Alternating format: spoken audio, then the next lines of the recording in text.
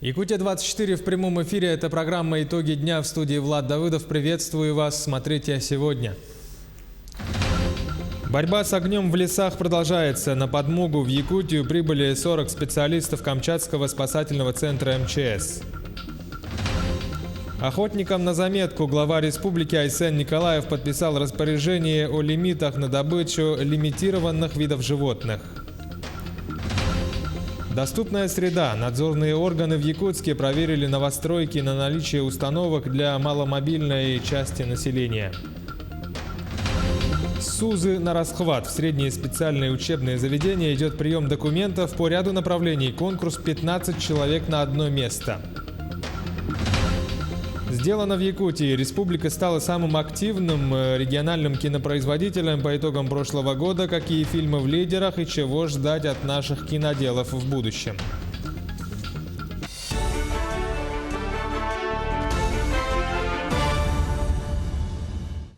В Верхоянском и Ленском районах республики ситуация с лесными пожарами стабилизировалась. Сделать это удалось силами противопожарных формирований Минэкологии Якутии и местного населения. По данным Минэкологии региона, за прошедшие сутки ликвидировано 6 пожаров на площади 97,5 гектаров на землях лесного фонда. 2 очага возгорания потушили в Хангаласском районе, по одному в Якутске, в Горном, Ленском, Намском районах республики. 40 специалистов Камчатского спасательного центра МЧС прибыли в Якутию для помощи в тушении пожаров и усиления группировки Главного управления МЧС по Якутии. Они отправятся в Усть-Алданский район. Аэромобильная группировка снабжена всем необходимым. Ранее камчатские спасатели неоднократно оказывали помощь жителям Амурской области, Еврейской автономной области, Хабаровского и Приморского краев в период сложной паводковой обстановки. Камчатский спасательный центр был приведен в режим повышенной готовности. Убыла группировка в составе 40 человек для усиления аэромобильной группировки на территории Республики Саха-Якутия для тушения лесных пожаров. С собой взяли необходимое имущество. Это мотопомпы, ранцевые огнетушители, шансовый инструмент, ну и обмундирование. Также в готовности проживать автономно в течение 10 суток. Глава республики Айсен Николаев отметил, что лесные пожары вне зоны контроля необходимо тушить до разрастания. Эти меры принимаются сразу по возможности при обнаружении очагов через систему мониторинга. Нам бы хотелось тушить все пожары. Особенности надо понимать, что те пожары, которые сегодня расположены как раз в так называемой зоне контроля, которые вроде бы формально тушить не надо, но они, разгораясь, постепенно могут представлять очень большую угрозу и для населенных пунктов, и вообще для жизнедеятельности тех или иных промышленных объектов. Уничтожаются линии электропередач, линии связи. Мы с этим постоянно сталкиваемся, и мы по возможности, как только возникают пожары, если мы их через авиалесомониторинг, авиамониторинг видим, то мы их сразу пытаемся тушить. Это на самом деле гораздо лучше и не дает разрастаться этим пожарам в огромные пожары, которые, честно говоря, никакими техническими силами, когда пожар идет там на территории практически сотни тысяч гектаров, эти пожары невозможно потушить. Лесные пожары охватили даже Аляску. По данным The Washington Post, самый северный и крупнейший по площади штат США оказалась охвачена аномальной жарой и сильнейшими лесными пожарами, которые бушуют там, как и в других приарктических регионах мира. К настоящему моменту, как сообщает газета, уже выгорела территория площадью почти в 800 тысяч гектаров. К другим темам, снижение предложения на рынке алмазов в течение 7 лет может составить порядка 15 миллионов карат или 10%, что приведет к росту цен на бриллианты. Об этом сообщил в интервью газете «Ведомости» гендиректор крупнейшей алмазодобывающей компании «Алроса» Сергей Иванов. Цитата: «Мы исходим из того, что глобальное предложение натуральных бриллиантов будет снижаться на протяжении следующих лет 10, и даже если мировой спрос на ювелирные изделия будет расти хотя бы на 1-2% в год, возникнет дефицит природных бриллиантов, тогда цена их может серьезно вырасти», цитирует газета главу компании Сергея Иванова. Надзорные органы в Якутске проверили новостройки на наличие установок для маломобильной части населения. Дело в том, что при начальных этапах проектирования зданий многие технические аспекты, в том числе и доступность, не учитываются застройщиками. Что с этим делать? Репортаж Руслана Варламова. Первым объектом стала новостройка, застройщиком которой является РДР Групп. До сдачи данного дома представители маломобильных групп дали свои замечания в плане доступности, а именно выделение специальных въездных зон для людей, передвигающихся на коляске специальным светом, а также трудности при входе и выходе в подъезд. После эксперта, то есть он дал замечания, и уже в соответствии с этими нормами мы предусмотрели вот такой заезд. То есть уже с уклоном с 3 сторон получается. Ну и, соответственно, тоже с выделением желтой краской. В заключение было выдано и рекомендации, как исправить вот это все. И застройщик прислушался к нам и учел все наши вот эти замечания и исправил. Основная ответственность за соблюдение правил доступности объектов первостепенная роль принадлежит проектировщикам и заказчикам. Но зачастую происходит так, что в целях экономии средств они не раскрывают все требования в своих технических заданиях. В основном есть требования, которые относятся к объектам соцкультбыта. К сожалению, к объектам жилищного строительства, да, например, нету конкретных требований, что подъезды должны быть оборудованы пандусами. Да. Поэтому мы собрали всех заинтересованных лиц, в том числе и проектировщиков, и застройщиков, и органы госэкспертизы, Министерство труда и общественных организаций, да, для того, чтобы все прониклись этой идеей, что надо заранее продумывать до мелочей, как будет обеспечена доступность. После продолжительных осмотров в 203-м микрорайоне делегация направилась на второй объект строящегося дома по улице Якутска. На первый взгляд дом соответствует требованиям: отдельная стояночная парковка с разметкой и общий лифт, в том числе для людей с ограниченными возможностями. В проекте новостройки не предусмотрено наличие пандуса, однако имеются специальные мобильные подъемники.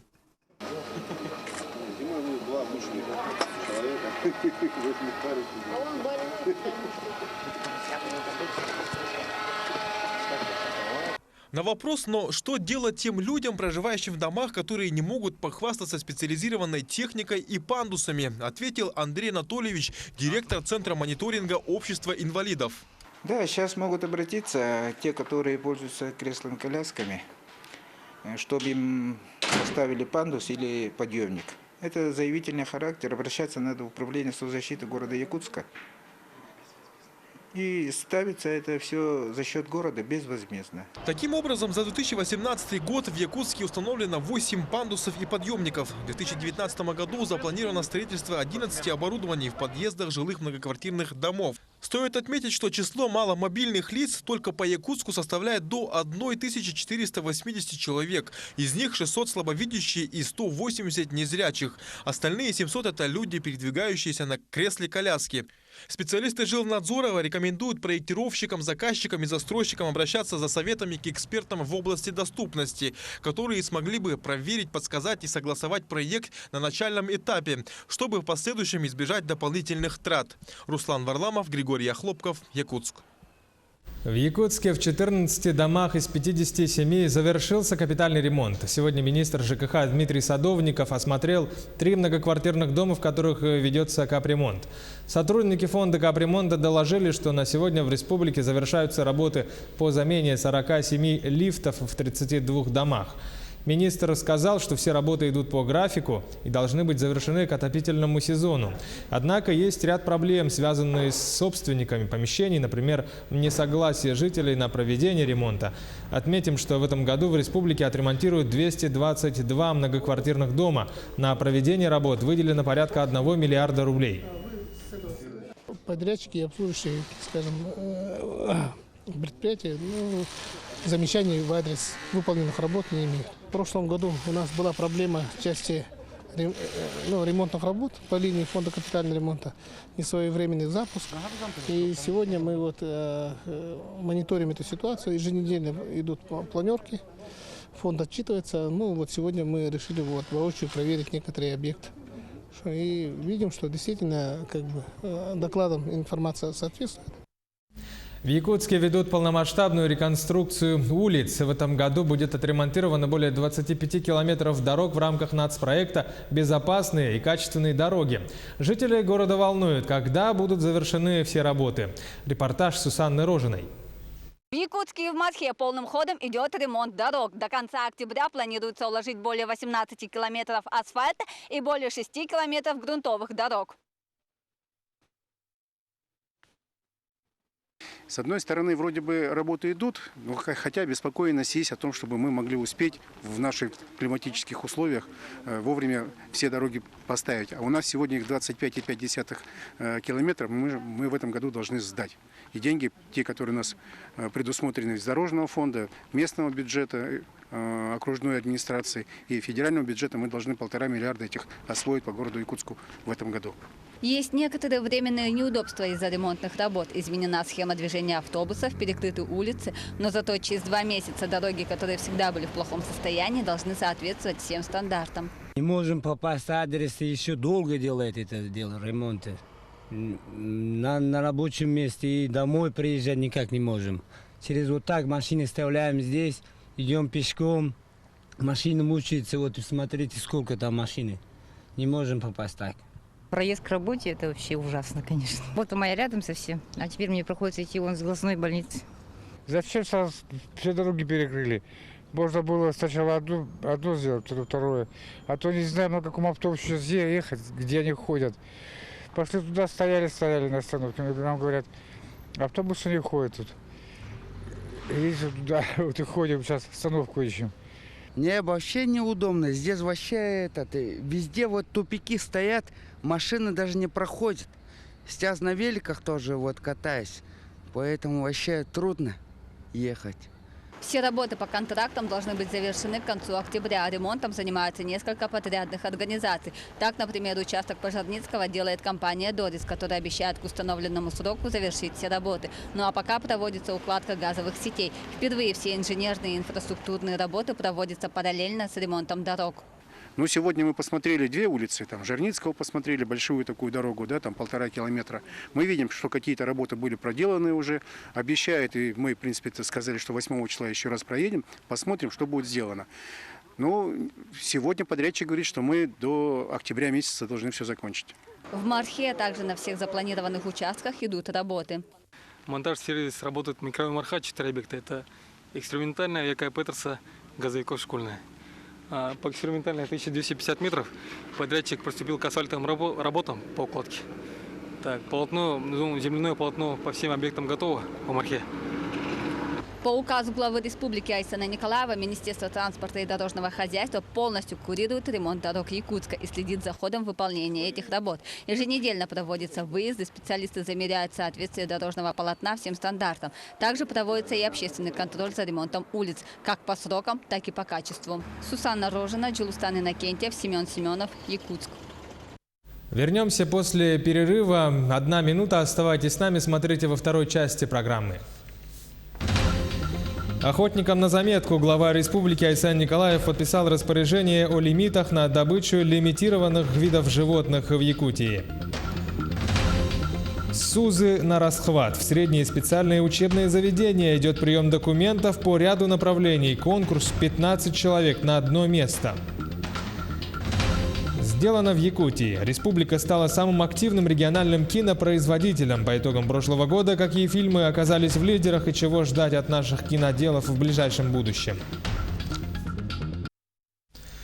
Это программа «Итоги дня на Якутии-24». Продолжение выпуска.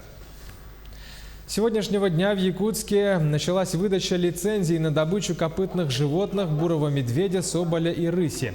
Напомним, что охотники для того, чтобы получить лицензии, вставали на электронную очередь с 25 июля. За 1 час через интернет-портал записались 2728 человек. После записи каждому определяется точное время для приема в департамент охоты. Сообщается, что выдача лицензии 1 человеку занимает 2,5 минуты. В те времена-то вообще, говорят, было очень толпа тут с утра 6 часов, даже ночевали, говорят. А сейчас вот нынче вообще нормально. А так люди чуть-чуть опаздывают, но все время которое время, которое он должен был зайти, это строго соблюдают. Он минуту приходит и заходит. А если минута это проходит, который он опоздал, все, он уже отпадает с очереди. В продолжении темы глава республики Айсен Николаев подписал распоряжение о лимитах на добычу лимитированных видов животных. Таким образом, с этого дня и до августа 2020 года лимит на добычу в республике следующий. На лося будет выдано 225 лицензий, меньше, чем в прошлом году. На благородного оленя показатель не сильно изменился и составил 360. Лимит на добычу дикого северного оленя увеличился на 4500, а лимит на косулю на 500 голов, больше, чем в прошлом году. На снежного барана будет выдано 564 лицензии. Кабарга осталась практически на том же уровне, а лимит на соболя уменьшился примерно на 20 тысяч. А вот бурого медведя можно будет добыть на 300 особей больше. И, наконец, лимит на добычу рыси увеличился почти в 2 раза. В Нерюнгринском районе многие жители напуганы ростом числа собак, гуляющих без надзора. Нерюнгринцы обеспокоены этой проблемой всерьез. В ситуации разбиралась наш корреспондент Александра Цыбикова. В Беркаките беспокойство жителей можно понять, ведь 3 года назад случилась страшная трагедия. Собаки загрызли 9-летнего мальчика. С недавних пор в поселке вновь участились случаи появления своры собак разного размера. И бегают безнадзорные животные повсюду, на территории дворов, детских площадок и рядом с магазинами. Да, их очень много, особенно по Бочкарева 4. Там, получается, собака ощенилась, и вокруг нее, помимо того, что 4 щенка, и еще бегают собаки. Сейчас бегают. Находятся они вот в районе мусорок. Там. Их очень много, да. И там дети, они все площадки уже загадили. Мало того, что площадки, так еще и подъезды. В старом поселке, особенно возле базы Ермака, на Лесном, там, да, там очень много. Наряду с безнадзорными животными в Беркаките существует проблема с самовыгулом собак. Это существенно осложняет работу подрядной организации, занимающейся отловом. По состоянию на 1 августа сейчас у нас составляет 20 единиц было отловлено собак, а заявление от населения поступило в размере 18 штук. В связи с тем, что сейчас еще происходит летний период и не наступил осенний, у нас очень много дачных участков и очень много дачников, которые только в летнее время проживают на своих дачах. Что будет происходить в осенний период, когда они уйдут с дач, и, естественно, всех собак они начнут выпускать на улицу. За первое полугодие текущего года зарегистрировано 113 случаев укуса животными, 39 пострадавших из них – дети. Чаще регистрируют укусы домашними животными и чуть менее половины укусы безнадзорными и дикими животными. В адрес территориального управления Роспотребнадзора поступают жалобы от нерюнгринцев. Что касается безнадзорных животных, тут и так становится понятным, что они не вакцинированы, соответственно, напрямую представляют угрозу по вирусу бешенства. То же самое касается и диких животных. Здесь следует отметить и, опять-таки, ослабленную работу со стороны управляющих компаний и организаций различных форм собственности по проведению дератизационных мероприятий. То есть угроза существует, и нам необходимо всеми силами проводить профилактические мероприятия для того, чтобы не допустить распространения и угрозу жизни, снизить угрозу жизни и здоровью населения. Что касаемо города Нерюнгри, то с начала этого года количество заявок от населения составило 180 единиц. Подрядной организацией было отловлено 220 собак. И хорошая новость для защитников животных. Со следующего года вступит в силу закон о запрете отстрела и усыпления безнадзорных собак. Вместо этого для них должны создаваться специальные приюты. Александра Цыбикова, Сергей Козюра, Нерюнгри. В приемные комиссии средних специальных учебных заведений уже поступило более 13 тысяч заявлений, а количество выделенных бюджетных мест – 6,5 тысяч. Поэтому по некоторым направлениям, таким как педагогическое, медицинское, политехническое, промышленное дело, на одно место претендуют от 12 до 15 человек. Для того, чтобы стать студентом СУЗа, большое значение имеют итоги аттестата. Кроме того, по некоторым специальностям абитуриент проходит вступительные испытания в виде тестирования. Прием документов в республиканские СУЗы продолжится до 23 августа. Сегодня главная выставка страны ВДНХ отмечает свой юбилей. Уникальному комплексу 80 лет. До конца недели в различных павильонах и на открытых площадках парка проходят праздничные мероприятия. Что именно приготовили для гостей жителей столицы страны и не помешала ли дождливая погода, узнаем у нашего корреспондента в Москве Максима Кардозу. Максим, добрый вечер. Ты на прямой связи. Тебе слово. Приветствую, Влад. Действительно, вопрос погоды, он очень актуальный, потому что этим летом дождь испортил огромное количество мероприятий в столице, и организаторы 80-летнего юбилея ВДНХ надеются, что ливня не будет. Ну а если дождик пойдет, он будет короткий, быстро закончится, и это не помешает гостям и жителям столицы прийти сюда в парк и насладиться праздничной программой. Ну а посмотреть есть на что, потому что праздничная программа начинается сегодня в четверг, продлится она до воскресенья. Для самых маленьких приготовили различные мастер-классы. Это рисование, можно научиться танцевать, петь, лепить из глины. Не забыли и про взрослых. Открыто сразу несколько концертных площадок. Можно услышать симфоническую музыку, увидеть настоящую балетную постановку. Даже одну из площадок отдали на откуп рок-группам. Но это будет чуть позже, ближе к вечеру. Также одно из главных мероприятий, оно будет с участием мэра Москвы Сергея Собянина. Мэр будет угощать всех пришедших огромным тортом из мороженого. Хочется на это посмотреть, не только посмотреть, но и попробовать урвать себе кусочек, хотя бы маленький кусочек этого лакомства. А также хочется сказать то, что ВДНХ – это настоящий символ Москвы, символ России. Это огромный парк, сюда люди приходят не только во время праздников, сюда люди приходят, любят приходить и в будни, в выходные, развлекаться, кататься на велосипедах. Это настоящий музей под открытым небом и такое место для встреч не только жителей столицы, но и ее гостей. Многие из наших земляков тоже любят сюда приходить. И мы сегодня тоже встретились здесь с якутян. И давайте послушаем, что же они нам рассказали. Я приехала поступать в Москву и решила, что грех не сходить в столь грандиозное событие. И в связи поздравляю ВДНХ с юбилеем. Очень тут все красиво, большая территория, очень красивые музеи, выставки. Вот, подумала, что вечером схожу на концерт и еще хочу посмотреть на фонтаны светящиеся. Ну, парк, конечно, грандиозный. Это выставка достижений народного хозяйства. Да. Первый раз я была здесь в годы студенчества, это 70-е годы. Вообще было здорово. Такой большой фонтан, 15 республик тут все было выставлены, все, во всей красе. Потом была я здесь в годы разрухи, 90-е годы. Но тут было совсем другой вид. Был рынок, бардак. А теперь вот видите, как красиво стало. Все замечательно. Каждый раз я сюда стараюсь приходить, встречаюсь здесь с друзьями, земляками. Ну и, конечно же, привожу тоже своих друзей. Ну и хочется сказать, что сейчас в парке ВДНХ идет крупная реконструкция. За моей спиной находится фонтан Дружбы народов, за ним главный павильон ВДНХ.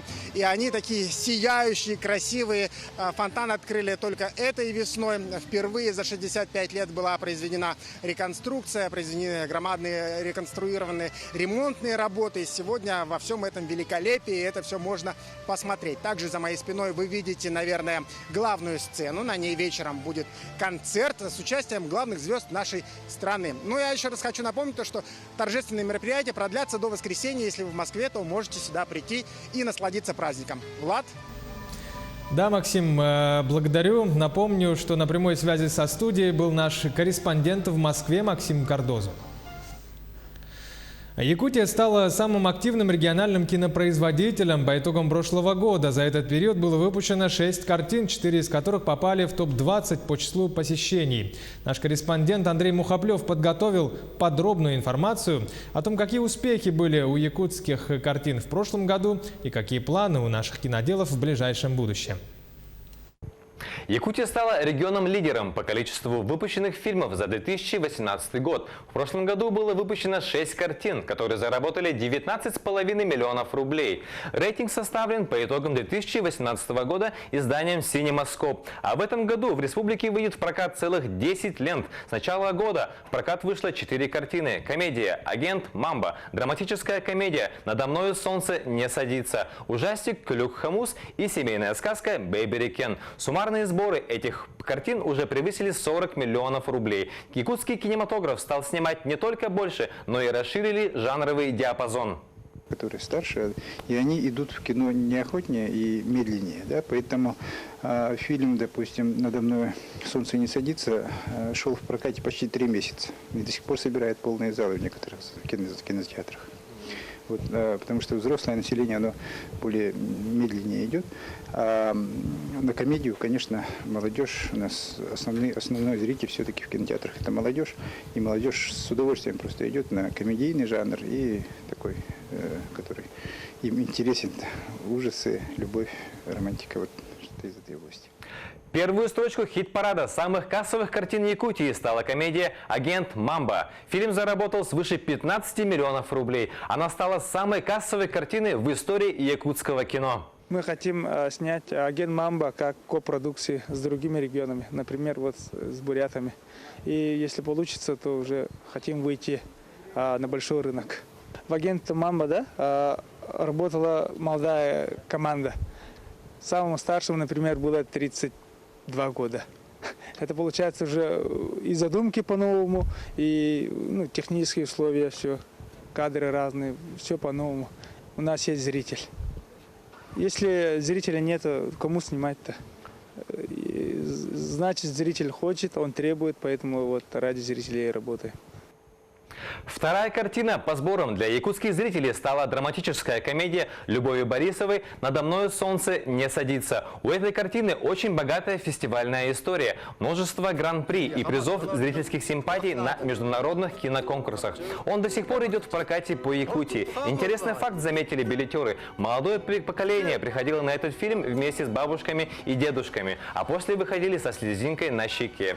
Фильм собрал свыше 10 миллионов рублей. Таким образом, по объемам производства кино Якутия является абсолютным лидером среди субъектов Российской Федерации после Москвы и Санкт-Петербурга. В среднем на производство одной картины уходит до 3 миллионов рублей.